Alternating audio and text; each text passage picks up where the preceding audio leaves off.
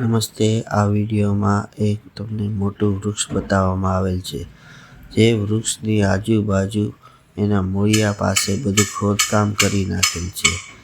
તો જેના લીધે તેને ગમે ત્યારે પડી જવાની શક્યતા રહે છે અને વૃક્ષ બળી જશે થોડા સમય.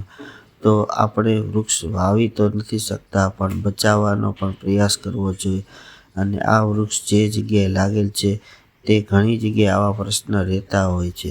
તો આ વૃક્ષ જે આગળ દુકાનો, ઘરોમાં જ્યારે લીલુંછમ હોય ત્યારે આપને જ છાંયો મળવાનો, સ્કૂટર પાર્કિંગ વગેરે અને પર્યાવરણને ફાયદો.